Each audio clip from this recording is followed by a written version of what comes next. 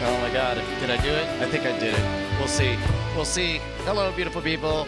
Only 4 minutes late today. It's time for the happy hour. Hey. Hey, man, we got a full house, and Justin Robert Young hasn't even shown up yet. We got Bonnie the Invisible Wife, who, I'm sorry, sweetie, you'll have to remain invisible for right now until I figure out how to get you on. We got John Rael here in studio. We got Meryl Hello. Barr all the way from Hollywood, California. How are you doing, Meryl? No pressure. Oh, no. Is he frozen? No, he's moving. Or is he not hearing us? Am I not? Oh, I muted his Opal. There you go. That would explain it. It was. I wasn't sure what was going on. Like it was. It thought it disconnected me, and then I reconnected, and it was just weird. Oh, okay, but you're good now. You're good. alive. Totally good now. All's well. All is good.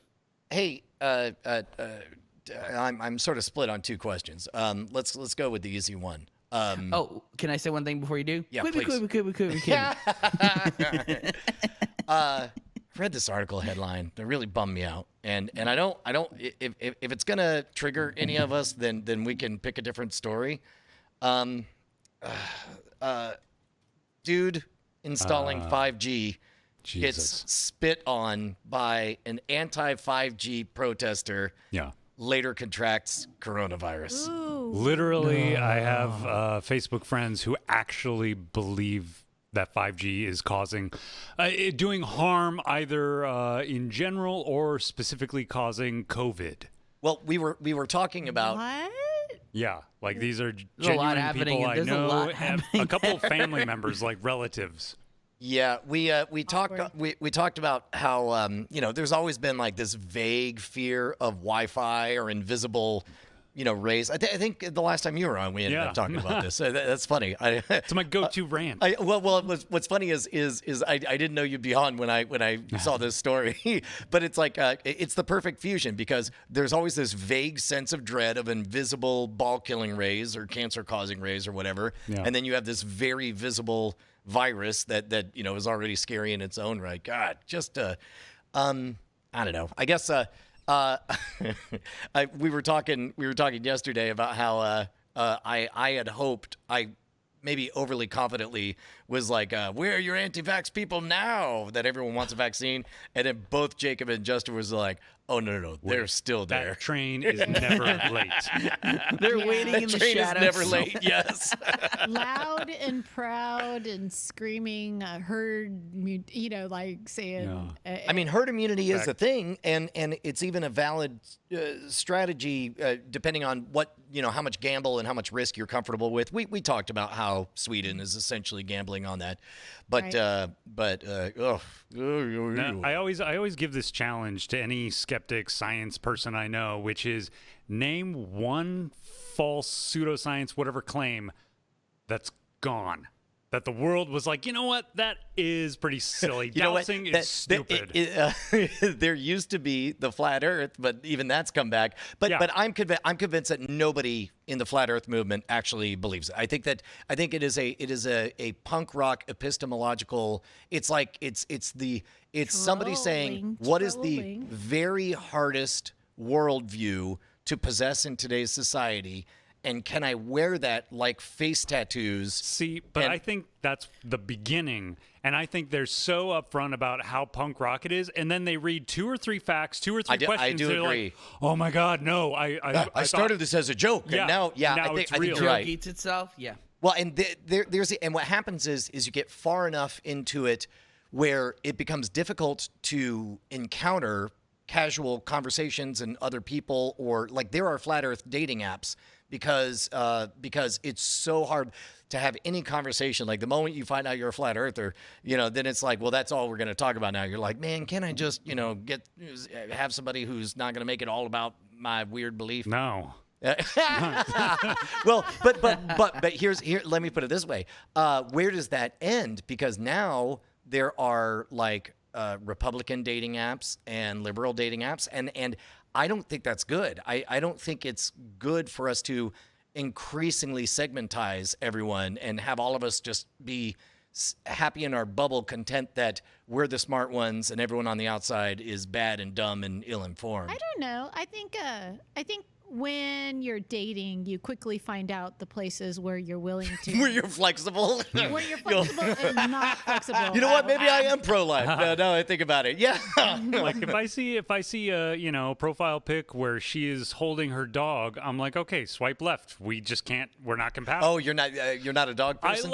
I'm okay with dogs, but if I'm dating somebody, they will never ever stay at my place if they have a dog. Oh. So that's just like, oh, I gotta always hang out at her place forever. Well, what's interesting is I've never heard that against dogs. I've heard that know. against cats. Now, cats, she can stay the weekend. man, The cat will I be thought fine. I thought it was polarizing to talk about a flat Earth. That's the real punk rock attitude. Like fuck dogs. Wow. but Bold stance. she can't. You cannot not take care of a This is a dog for happy more than hour. 10 hours. Well, what he's saying is that he doesn't want to compete with a dog because he knows the No. dog will win. Yeah, in I'll lose. affection. Well, here's what's funny in my mind as I try this on for size. I could totally picture that in the dating world. Now, I barely remember what it's like to date, right? But Thanks, if you're looking Brian. for a life partner, then all of a sudden, like, I mean, if Bonnie, well, would we have ever dated Bonnie if you were a cat person? No, because I would have punched her slimy face. Because of the allergies? Yeah. Shots fired. Oh my god.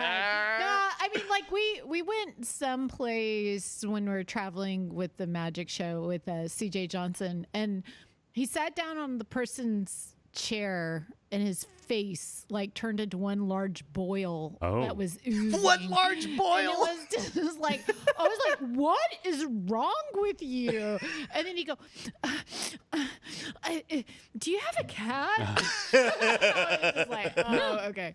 Well, the same thing happens to my mom. So I was like, oh, okay. Well, what's funny is I was told, I knew that I had a cat allergy because you'd go to somebody's cat house and then Cat house. somebody's house who has a cat, and then suddenly I'm draining or whatever. But it wasn't until an allergist, just told me, oh yeah, you're also allergic to grass. I'm like, whatever. I'll still, we buy a house and I'm like, I'm gonna mow the lawn or whatever. Never thought this would happen. Bonnie was the one that said, Brian, you're not allowed to mow the lawn anymore. I'm like, why?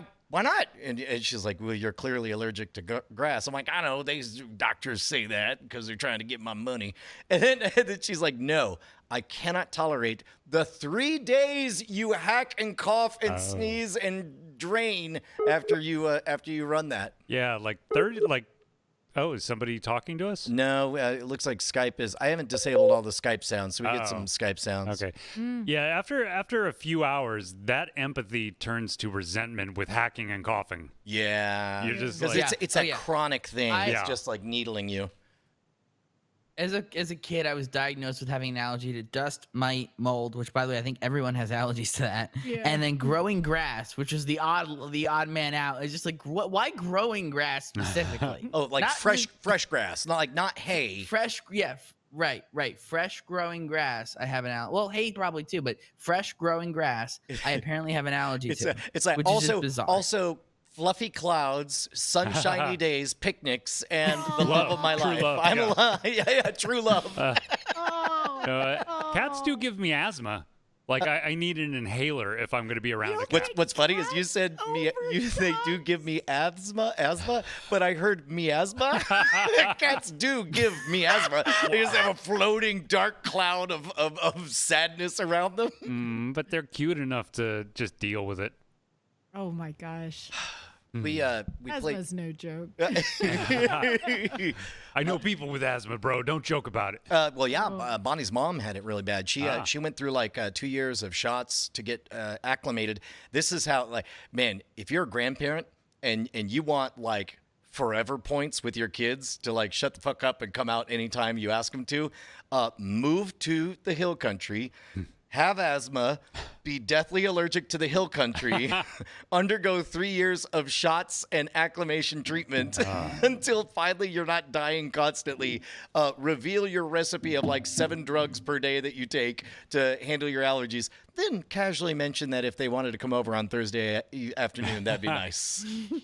I mean, it took me forever to figure out where the asthma was coming from because I was a furniture mover for like a year. And Are you sure you don't mean meowsma? a miasma? And I'm telling you, like some homeowners, you'd walk in, and at first you're like, oh, they have an indoor dog. That's crazy. They must have a really good, upkeep. Cats, every time you walk into a cat owner's place, every time. Yeah. I don't care how cleanly they are. A big baddie in the chat is asking if, Austin is like the headquarters for bad allergens, specifically quirky allergens. There's that one, and thankfully we're past it right now, but there is a great and terrible price. We've talked about this a few times, but in Central Texas, there's we call them cedar. They're not really cedar. They're juniper trees, but they bloom to this insane level where it's like rolling San Francisco fog. And when people move there, at first, nobody's allergic to it. It takes a few years to develop an allergy to it. And then it becomes the all caps great and terrible price to stay in Austin, Texas. But I think this year, I mean, it was bad, but it wasn't nearly as bad as it kind of happened all at once, and then it rained. So it wasn't. It depends on the weather and stuff. I gotta say, our mosquitoes are built differently. Who's our? Oh, here like in Texas. Austin. Here Oh in my God! Austin, You just took possession of Austin. You said our. Oh, Yes. Hollywood John. I So live it's here. gone native. How long has John lived in Austin? over a year. Just over a year, but barely. I got yeah. my driver's license a month ago. Which makes it real. You're a Yeah. Texan. Have you wrapped your mind around the possibility about that identity of being a Texan? I don't know. Like, I mean, at first it was like, oh my God, do I move somewhere? And then I moved, and I'm like, okay, they have coffee houses and high-speed internet. Okay, that's fine. I guess I can be anywhere. I guess it doesn't matter where I am. Okay. Well, and you're originally from Colorado, but you spent most of your working life in Hollywood? Yeah, Is that like, accurate? Over 10 years So in LA. how did John come to the Brushwood compound? It's a great What's the story We've here? talked about this. We brushed on it actually a little bit on the Bizarre Briefing last time because they were talking about me wanting to do intros for Scam Nation, and they're like, "Oh, is that just because you're such a big fan of old school Scam School?" And I'm like, I think I'm the only one here who was not a fan who got hired before being a fan. I don't think right now is the time to do Brian it, but will I hire think off the 10-second film festival segment off Night Attack. He will hire anybody. I literally did. That's where we got Brant. like when we found his 10-second film. And the funny part was it got lost in an email shuffle and it never even made it to air. And it was clearly the best of all of them. And so that was a part of how we hired Brant. But Yeah, Brian proposed to me from like a one ad. So yeah, I don't think right now is the time to do it, but I think we should at some point show the video. Eventually. Yeah. Oh, yeah. But basically, as you know, I'm a very promiscuous Twitter follower because I'm trying to hunt down latent fans who, don't know who I am. So, you follow them first or whatever. But at the height of that, I've since stopped giving so many fucks about Twitter. But at the height of that, John was like, hey, I don't know who you are or why you followed me or what you're up to, but I made this video. And this video is like a top-notch YouTube quality video that I broke down his system, man. it was like a Hold call-out on, video. backtrack. John, why did you feel so inclined to send the video to Brian? Well, there was a few angry exchanges on Twitter because I'm like, oh, I got excited for a second that this popular guy followed me, but turns out he It's follows bullshit. everybody and it's Yeah. lame. And he's like, what, dude? I just follow people. I'm like, holy crap, he's responding to me. Well, no, you're lying right now. He's like, I'm not lying. Watch. And it got so heated. He's like, well, you want to talk about this? Here's my fucking email address. I'm like, here's my fucking email address. Okay. I see. Now the story's coming together. So basically, John, you questioned Brian's integrity. I did. And through questioning Brian's integrity, you got a job. Yeah. The, That's what you gotta do. well, it's funny because I have no doubt that all of those steps are what happened, but just swap the tone for a different color palette, and that's the way I saw it. Like, oh man, I don't know, I follow everyone. How you doing? And then he sends me this video that it starts off as like kind of a call out video, kind of a gotcha, and it's a good gotcha, and it's really well produced, and he's like, hey man, you may say that it's no big deal, but do you realize you are the number 8th most followingest person on the planet. And then complete with cut to screenshot of like Twitter stats or whatever. And I was like, oh, that's a lot of people, isn't it? And he's like, and then finally he gets to it. He's like, I don't know what your game is or whatever. But I only saw it because he went through all the cathartic energy of making it. And it was obviously good. And energy went into it. But he also had, he sent me the email saying, hey, I made this. I'm not going to post it. I don't know. And I was like, let's get on the phone. And then the moment we get on the phone, stop me if you've heard this before from Brian Brushwood, I spend 20 minutes talking about like, hey man, what are you doing? What are you working on? What can I help with? And then 20 minutes in, it's like, oh yeah, no, I follow a lot of people on Twitter. And you fell in love with my my Phil Plait review. I reviewed his TV show. Oh, that's right. Yeah. No, it was very direct and honest. And Well, then I from my standpoint, as I see Brian move through these waters, I'm just like, yeah, he is just that extroverted. Like, he seriously wants you all to be a part It's of the funny story. because Brian is one of the most extroverted people I know, yet almost impossible to reach. yes, Yeah. that's He's very hard to reach, but very extroverted at the same time, I which I think is a work- very fascinating.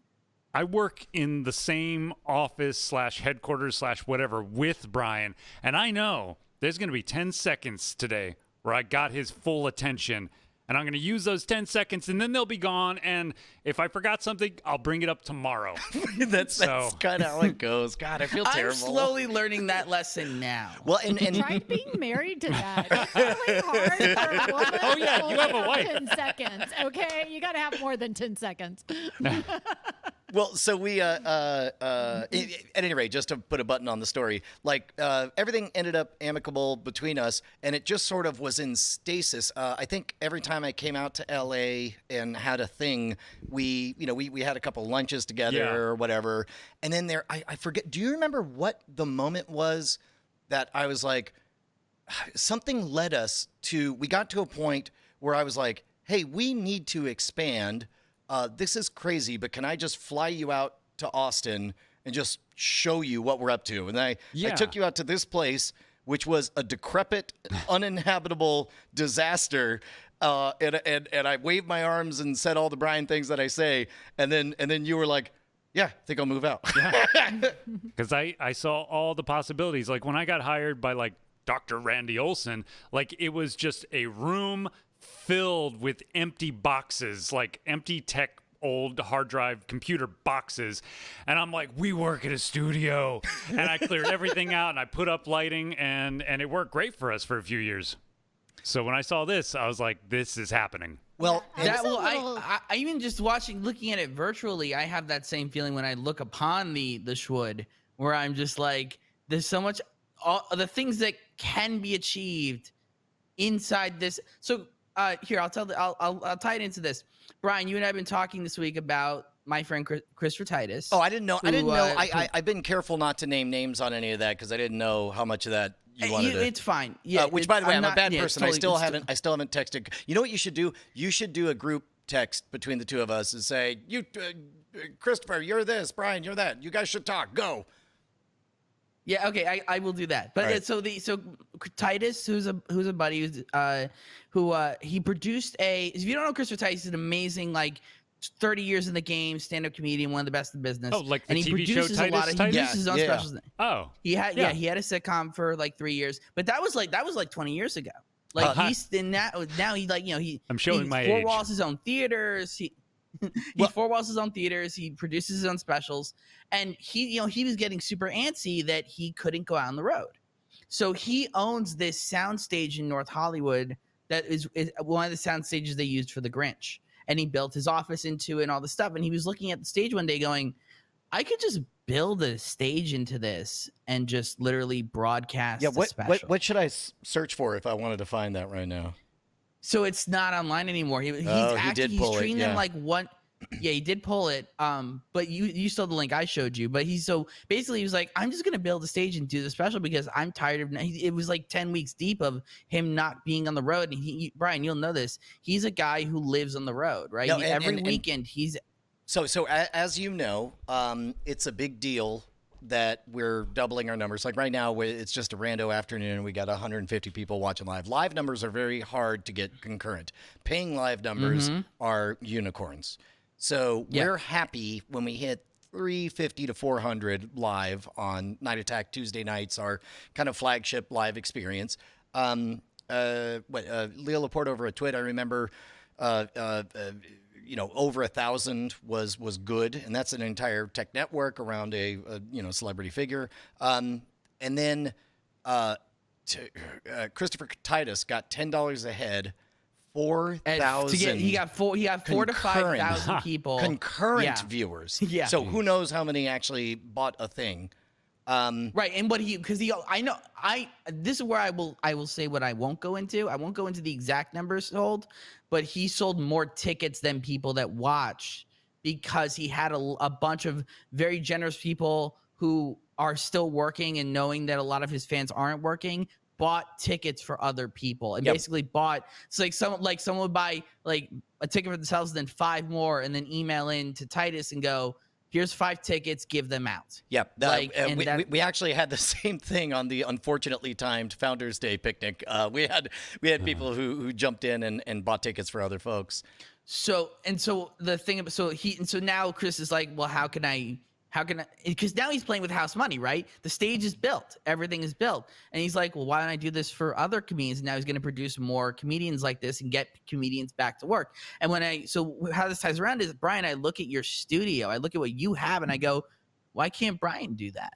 Versions part of of it that. is being plugged into that circuit. I don't mean comedy specifically, although the shirt, because there's comedy in Austin. But whatever it is, like, it has to be something that and this is one thing that I try to stay fairly dialed in, is I try to remember that there's a tendency to see somebody successful in one type of venue with one type of show with one type of audience and be so blown away at how polished, good, and beloved they are that it's tempting to just assume that translates. But I think of them as different provinces or different countries, and there's an exchange rate, and you may be strong in one vertical but not strong in another. So I'm very, very cautious about overstating what I can and can't do when it comes to causing live bodies to show up in a certain place at a certain time. But would you agree that right now there is a need for guys like you who are like, we have the setup, we have the tech, it's here, yes, we can do it. And without tipping a hand, there is some behind the scenes pitches that are bigger, more well than this kid's seen before, that are swirling around, that we're trying to make happen. Look, let me put it this way. There's a reason that I am obsessed with how reliable our internet connection is. Yeah. How about that? Does that say enough? I mean, look, but this is what I'm saying. Like, we're in a sea change where a lot of guys like you, who have been biding their time, just spending years doing their own thing, suddenly have 12 years of expertise in how to do a very niche thing. We'll suddenly have an opportunity, right? This is what I said to Chris. I said, Chris, you have a chance to become the Kevin Costner of comedy. If you build it, they will come. God damn, I don't know that. I'm sorry. For the record. Wait, was that what were you hoping? What emotion were you hoping him to be overwhelmed with? Because when you said he has a chance to be the Kevin Costner of comedy. Like, I know that I love Kevin Costner like an old lady loves Kevin Costner, but I also know that is rare and weird and strange. What I was trying to basically make a riff on Field of Dreams, right? If you build it, they will come. Oh, got it. Okay. All right. I'm like, Tin Cup, The Postman, the man's been nominated for several Oscars. No, like basically explain in that when I was on the call with him to go, you built it, you built the stage, and they showed up. Right? How did you guys not get that? Oh, I don't really. Because apparently we've seen more Kevin Costner movies than you have. I've seen so many. Kevin, Open Range. Come on, that was great. I saw the one, I guess. But yeah, so it was like, when you have the chance to have your "if you build it, they will come" moment, and it works. I mean, you've proven. I said to Chris, like, this thing was like, dude, this is your pilot. You shot a pilot. So the pilot had a little. Let me give a little bit of pushback because there's a temptation to believe that building it is enough. I would amend that, put a little asterisk on there, and the loosely translated into Brianese, it would be, if you build it, and they want it, and you've earned it, and it's time, then they will come. And it's priced Which correctly. I think this was the. Correctly. He was definitely the right brand, the right idea, the right person, the right everything at the right time. You know, and that is the sweet lullaby he sings to our children at night. If you build it, and if you you did it very sing-songy. I'm gonna put this little button on the piece of entertainment news that I want to talk about. Oh, good. Yeah. Cool. No, take us away. By the way, here comes Chester Robert Young. Let me mark him. Well, I don't want to steal Justin's bit then. No. Well, here, you can start to sell it while I get Justin on the line. You're going to be a disembodied voice for just a little bit. Go ahead, Meryl. Hold on. I don't have the right mic from you, Justin. I don't know where you're coming in from. We're hearing him like through his webcam. Yeah. It's like he's talking through. Wait, is he there now? Yeah. No, actually, to be honest, that's the heckle mic. Like whenever he wants to heckle whoever the other guest is, that's the mic that kicks in.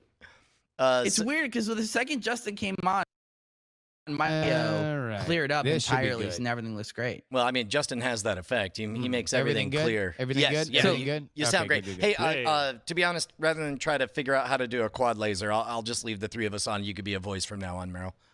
That's fine. I don't mind that. I'm trying to think. What was the button I was going to put on this? You were going to give us some entertainment Justin news. heckling me made me forget. I know. I forgot the tightest button I was going to put on this. Never mind. Doesn't matter. So entertainment news. They are making a National Treasure TV show. Finally. And is it? And as a lover of, I love National Treasure. That first movie, I love that movie. Hardcore, love that movie. And they're basically doing a young the Adventures of Young Indiana Jones. They're doing that for National Treasure, and I'm like, yes, I want all of that. How Give me young? all that. Why? So it's not. They're Just not doing somebody else. Well, they are. No, they are. They're not doing. What I mean by that is they're not doing Nicolas Cage. They're doing basically other children who like get into some kind of National Treasure like adventure. Wait, and that's the TV show for like Disney kind Plus. of cashing in on the Stranger Things phenomenon, or kind of something like that. They're not. It's vague on what exactly it is. Jerry Bruckheimer said basically they're developing two things at once: a TV show for Disney Plus, and then the third feature film with the original cast and director and stuff. And I just like. I love that National Treasure is getting its due because even the second one, which is good. Didn't they make more money than anything that year? Yeah, I mean, it's like, forgive me if I cry Cybertron tears for the Transformers franchise that never got its due. But people make fun of National Treasure. I'm like, no, National Treasure is a perfect movie. How? It's a perfect movie. Okay, bold called shot, Babe Ruth. What do you got? It is so structurally sound. It's clean as shit, and it's one of the few times where I watch a Nicolas Cage performance and go, "Oh, he's just finding the right balance of his kookiness with every man," and it plays. And I love watching. I would say that for Nick Cage, that is probably the perfect delivery method of like, okay, he is crazy, but he's a good enough actor, and here you go. Like this is the Big Mac version of the unique elements of Nicolas Cage. I guess I just always thought the entire plot of it was kind of dumb. Well, dumb, but like it's like, wait a minute. So the good guy's doing the same thing that he's trying to stop the bad guy from doing because he doesn't want the bad guy. Well, to he's do trying to stop Sean Bean from this. Before we dive in, let me just give a disclaimer. I used to be really bad about shitting on things other people loved. I try not to do that anymore. Ever since I realized that there were people that actually loved The Phantom Menace, and I realized that I love Tron, and you can love a thing that is not good. Yeah. And Tron is not good. Phantom Menace is not good. National Treasure is not good. I paid money to see National Treasure, and I had fun watching it. But like, it's fun. I've never heard anybody praise it though. When was the last time you watched National Treasure? When it came out on video. That's what I thought. Can I also just say I hate that argument? What argument? Like, when's the last time you watched it? Oh, Like, because it always is like, Well, no, it is because- just like the inspection I was in a of car honesty. crash. It sucked. When's the last time you were in a car crash? Did it When's really the suck? last time, though? Come on, let's get in a car Yeah. crash. It might be kind of fun. You were able to. Oh, you had to lay in bed and eat ice cream. Like, oh my man.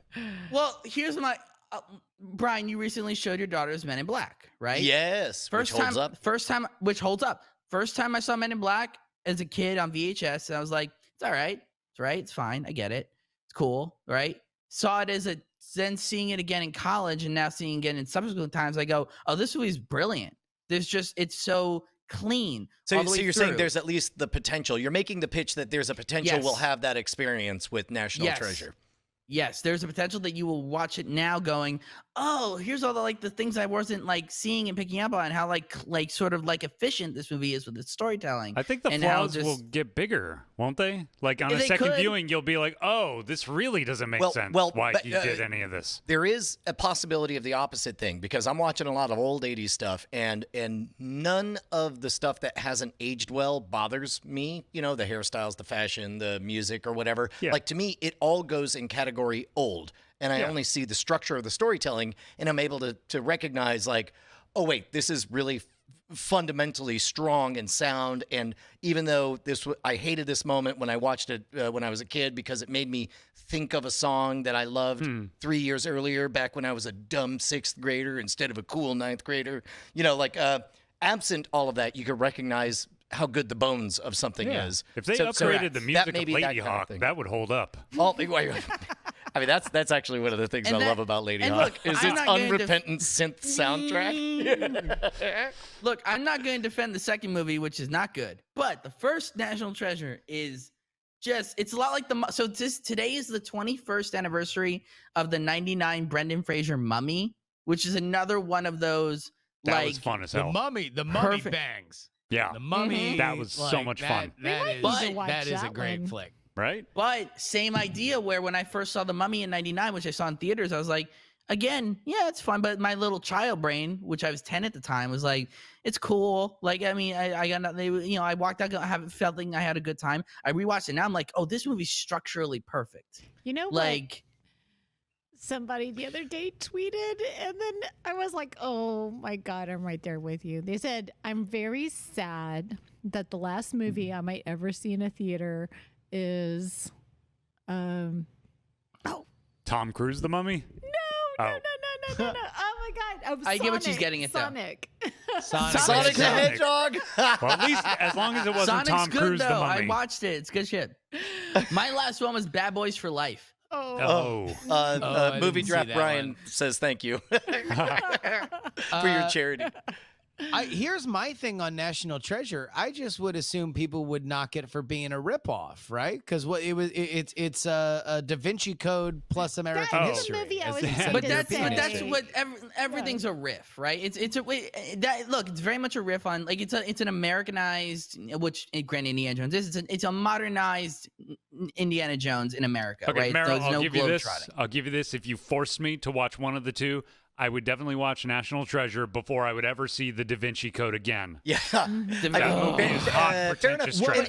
and also those It's movies. not. It's not. I mean, like Indiana Jones was about like this exploration into an unknown, right? Like even if there were characters that were like, oh, the staff of a fucking other thing, Yeah. like it was all basically technobabble. Yeah. At least for the average person. The beauty of Da Vinci Code was it's like, oh, did you know that all these things that you think you're very well versed on have these ancient histories and backstories? See, and but it's everything, all and so that's- fake. It might as well have just been Temple of Doom. Well, and that Here's- is here's what that I'll is say. the problem Yeah, is that obviously there's it's the not pseudo fucking real. Well, no. Here's what But I believe what John's getting at is that the Da Vinci Code, and this is the original source material. Everyone it came in their pants when it came out, and Dan Brown was a genius for ripping off a pseudoscientific 1979 book, Holy Blood, Holy yeah, Grail. That's right. Yeah. And it's all that shit that is those just so stories that when you hear all the facts, they line up so well, you get that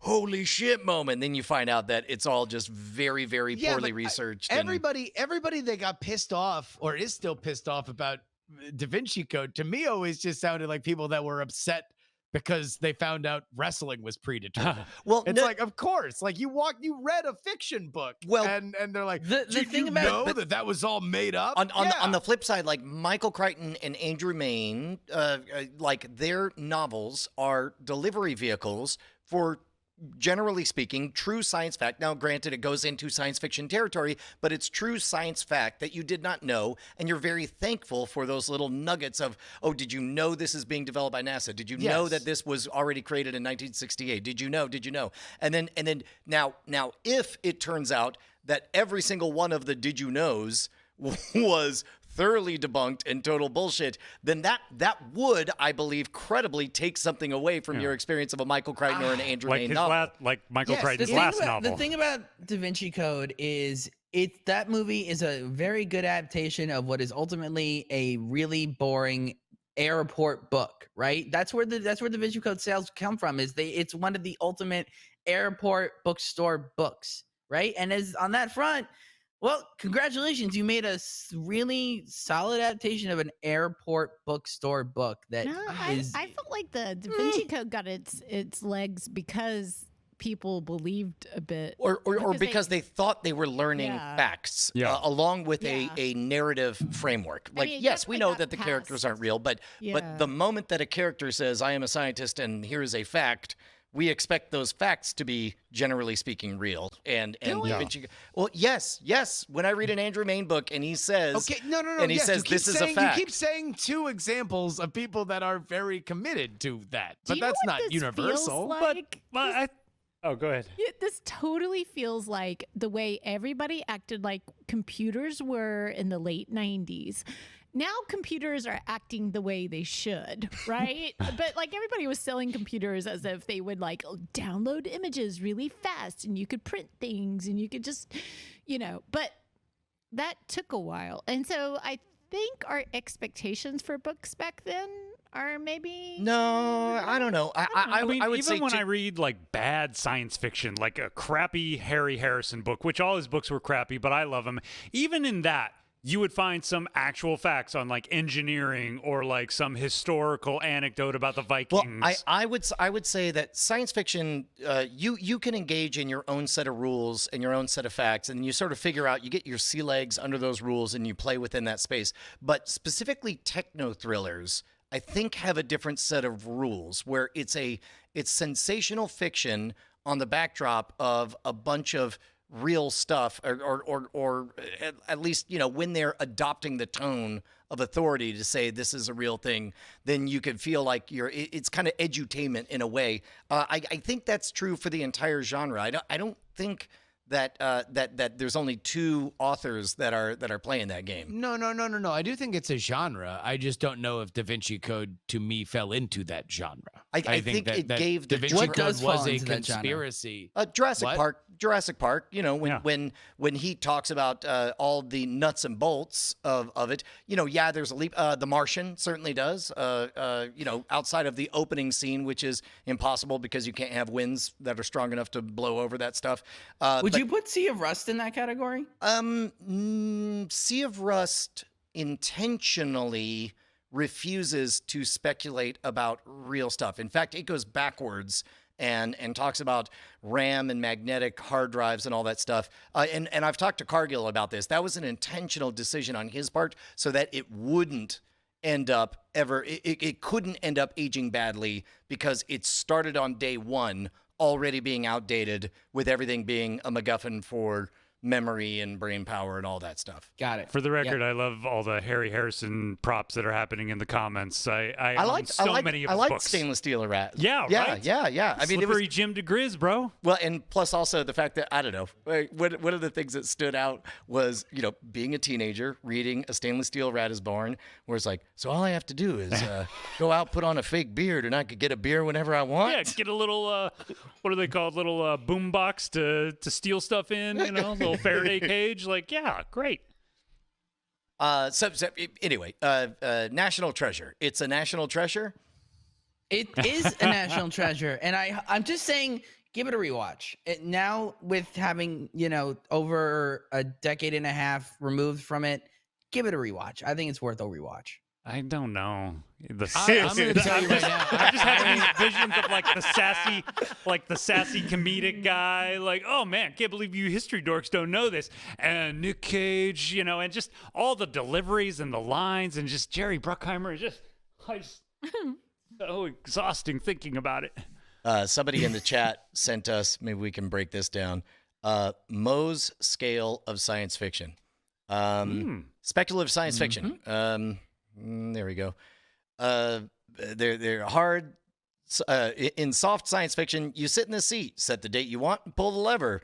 In hard science fiction, a good question with an interesting answer. Please have a seat while I bring you up to speed on the latest ideas in quantum theory, after which I will spend a chapter detailing an elaborate yet plausible sounding connection between quantum states, the unified field theory, and the means by which brain stores memory, all tied to theories from both Albert Einstein and Stephen Hawking.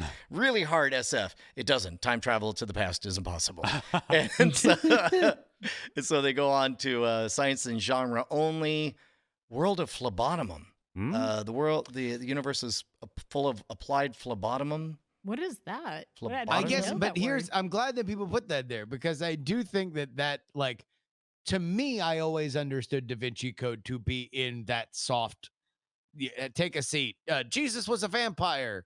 Like whatever shit they're gonna make up. But most people don't see it that way, right? Yeah. I hate that argument specifically. What? I hate but we're all smart. No. You know the dummies. No. I was one of the dummies. I was one of the dummies who read it as that. So whatever you got to say to them, you're saying to me. And I'm saying, and that's fine. People are allowed to take it how they want. I just don't think that that's the reason why it's bad. If people read it and then feel betrayed by it, then that's their own journey that they go on. I don't know if that's why it's bad, but that is certainly why it was popular. And I think that's what John was trying to say, in terms of everyone thought they were encountering the next Jurassic Park only on historical data points. I don't consider them victims. Thesis. I consider them.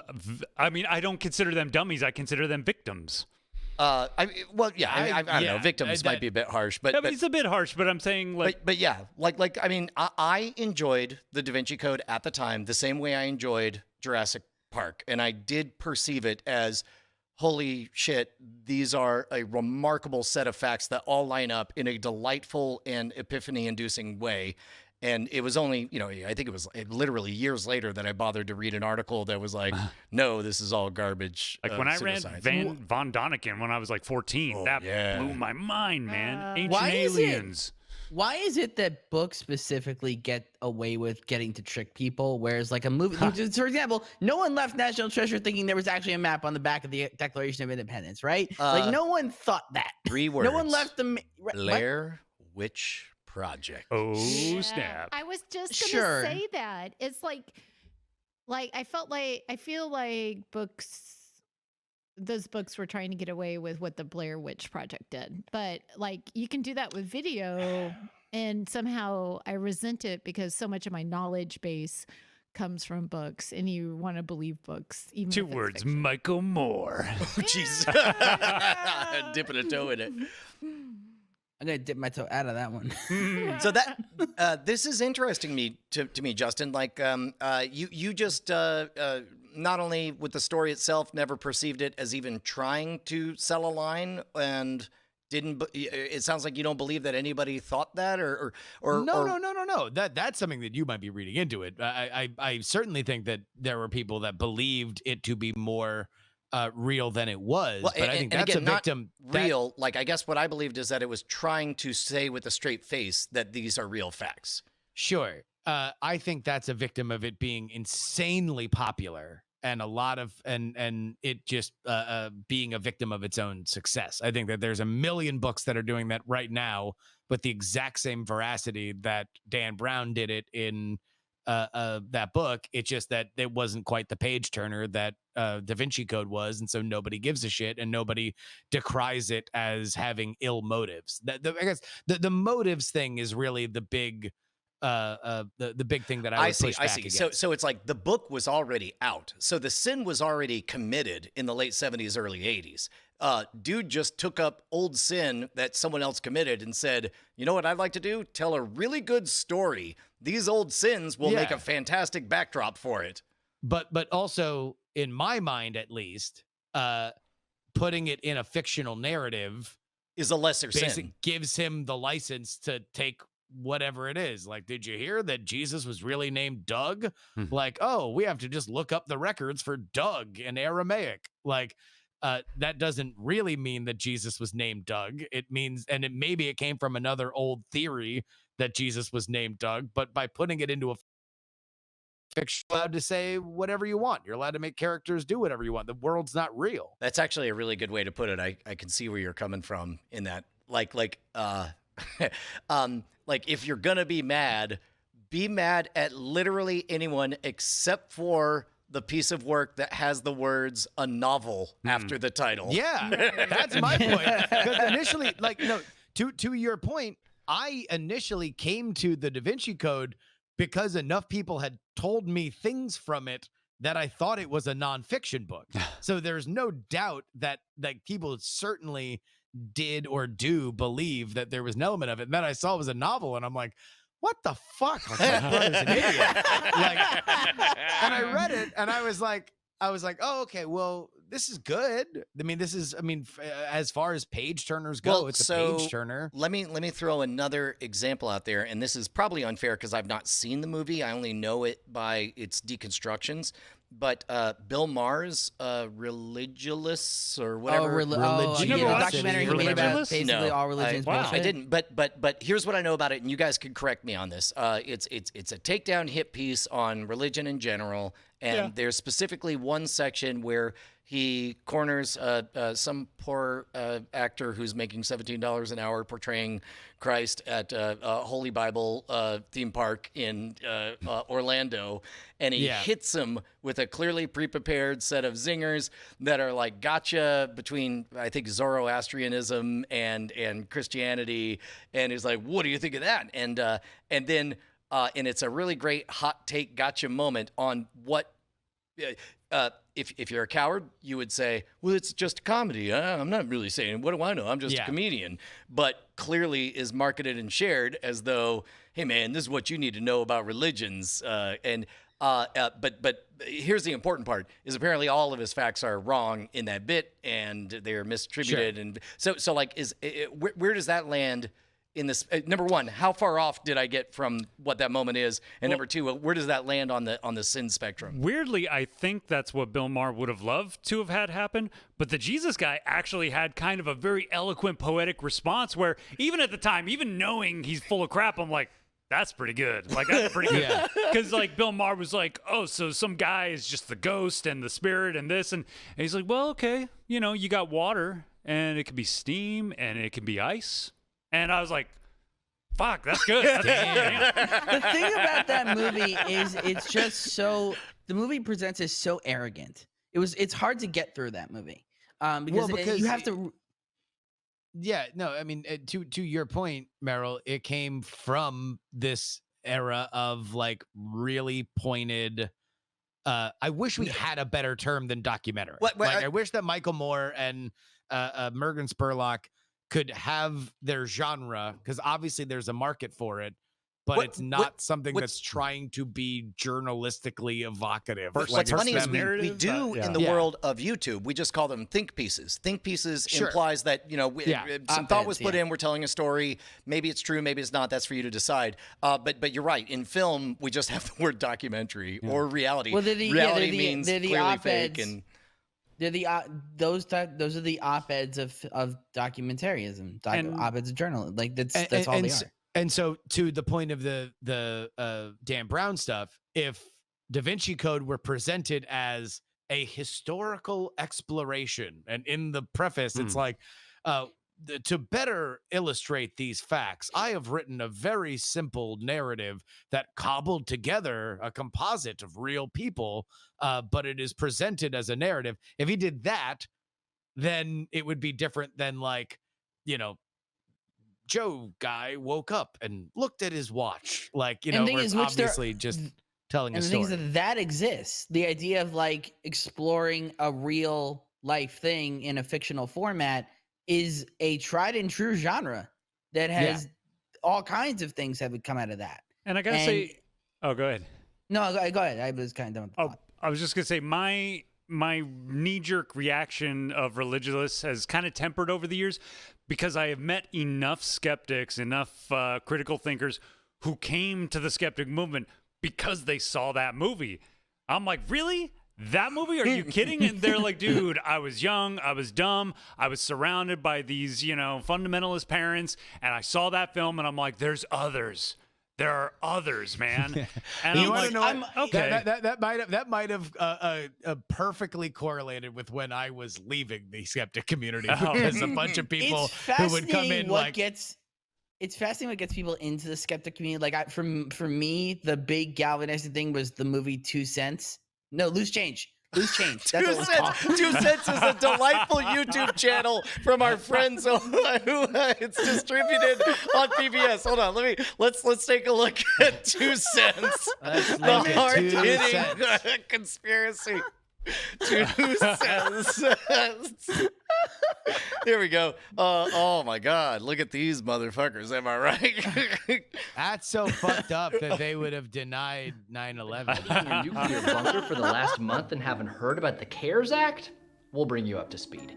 It's an economic relief bill of historic proportions to help soften the financial shockwave of COVID-19. All right. So anyway, what do you got against our friends over at 2 Cents? Yeah. By the way, I meant to say Loose Change, and I remember when that came out, and and not everyone had broadband yet, and everyone in my high school was talking about it, and it was just nonstop. And it's like that was something that turned me off the skeptic community, was just watching the people around me galvanize this documentary that well, is and what's it is straight up a conspiracy theory that presents itself as and as most conspiracy theories do, it presents itself as skepticism. And my understanding is that the skeptic movement as at large is categorically opposed to Loose Change and 9/11 Truth and all that. Well, but really, what's conspiracy theories, man? We should do a whole hour on that, because conspiracy theories, there are such things as conspiracies, and before they're proven, they're only theories and hypotheses. Well, it's like right. I think I tuned into Justin. I tuned into the tail end of your stream today, where you played a Loose Change-esque video about the COVID pandemic. Jesus. We should real quick, just in case we run out of time. Somebody in the chat's asking, they've never heard the term skeptic community, and they're trying to figure out how that relates to religion. There's actually a picture of a Venn diagram. One circle labeled atheists, or another circle labeled agnostics. Keep them in their own category. Draw a circle called people who call bullshit on fraudsters, claiming that what they're doing is science when what they're really doing is magic tricks. We're talking about psychic surgery. We're talking about ghost paranormal investigators, people who collect money as psychics, that kind of stuff. The skeptic community dedicated to that stuff. I did not know how big the overlap was with the whole religious stuff until TAM 2003. I went, and I was really confused because I was there for all of the debunking of pseudoscience and the paranormal and investigations. Let's talk statistics and why anomalies look like, they're supernatural and so on. And then this dude who was a university professor was like, "I'm so happy I'm here. I could never do this before." I'm like, "Do what?" And he's like, "I'm an atheist." I was like, "Cool story, bro. I don't understand why. What does that have to do with this?" But the overlap of that Venn diagram was surprisingly large to my eyes, and I think that that confusion has sort of led to a reduction of the enthusiasm for the movement. And to me, I get it. The God and religion, there are big claims that have greatly impacted a lot of people's lives, and I #privilege don't know what that's like, so I just see it as just one more claim. It's like, well, I'm never going to go to there's no such thing as Bigfoot convention, so why would I go to an atheist convention? But skepticism, which has all the false claims, I'll go there. Well, and skepticism is a called shot. That's a quest. We want to rid the world of fraudsters, and it's very black and white whether or not they're committing fraud. It's very black and white whether or not you've been able to communicate effectively, scientific literacy, the importance of double-blind trials, all of that stuff. That's a worthy and noble quest. Whereas go around and rob everybody of their most treasured myths and cultural upbringings. I think that's the confusion that is happening. Oh, hold on. Justin's quiet right now, so I don't know if that's an Opal thing or what. Can you hear me? Yeah, there you are. Oh, Nope. Wow, that's weird. Justin. No, can you hear me? Oh no, I can hear Meryl. What's so funny it's is not I the was Opal. really confused why Justin's voice changed in that moment because you spoke and it exactly lined up with what it looked like him saying, "Can you hear me?" Yeah. Oh, so he's working on it. Although they do have that West Coast sound. There's even though Justin moved out there just recently, he's or not recently. Wait, what's the West Coast sound? I don't know. They have the Their own dialect? yeah. I mean, it's. I think she's talking about West versus East rap battles. Yeah, exactly. And the lack of y'all in their conversation. means they're not Don't from forget here. Tupac. Man, I fought y'all for the longest time, and it was only when I had to learn to speak extemporaneously that I realized, like, hey man, if you're gonna get these thoughts out as fast as your mouth will let them go, you're gonna have to let that East Texas come back in.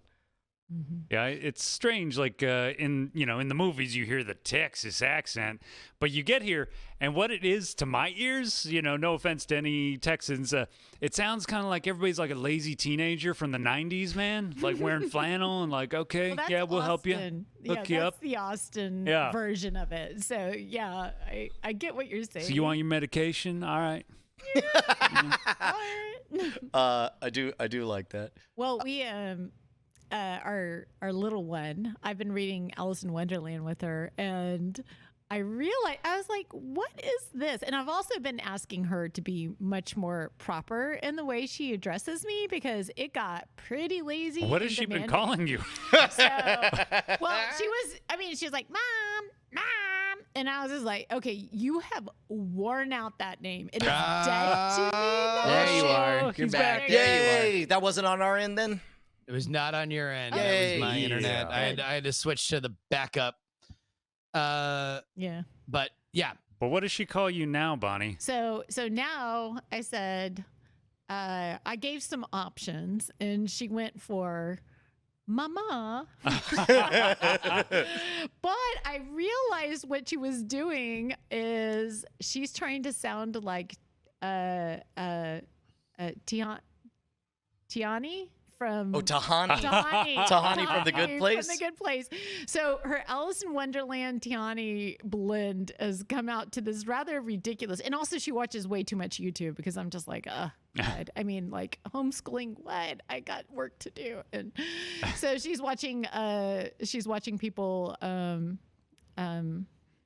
doing video game playthroughs. And so she's adopted this very odd accent, but I don't know. Well, we're up against the full hour, but there is one tale I wanted to tell, which is we're watching as a family. We're getting through The Good Place, and it was so fun because Bonnie's seen most of it. I've seen all of it.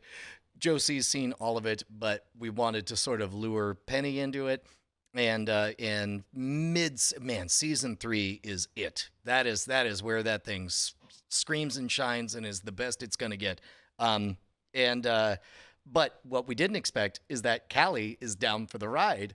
And so last night, getting ready for bed, there's one of the beds that just has this, it's always covered by a blanket so you can never see it, but it's like a protruding metal prong that everybody always trips over and hits their shin. And last night, going to bed, they're fussing around, Bonnie and Calliope. Calliope walks straight in, bangs her shin right on that thing, and she goes, "Oof. Fork." that's hilarious. Of course, she was trying to say fork and not actually fork. Yes, that's the beauty. Yeah. All right, thank you to everybody who showed up for the happy hour. We'll see you guys tomorrow. You guys Can are I the best plug my people. thing quickly? Yeah, Before we plug go? your thing. What you got? Streaming tonight at 7 p.m. Pacific, watching Cloverfield if everyone wants to join in on that. How does one do that? Twitch.tv/MerrillBar, MERRILLBARR. Hails to the yeah. Thank you very much, Good Meryl to Bar. meet you, Meryl. Oh, that's Hi, right. You guys. guys finally met for the very first time. Yeah. Hi, Bye, gang. Bonnie.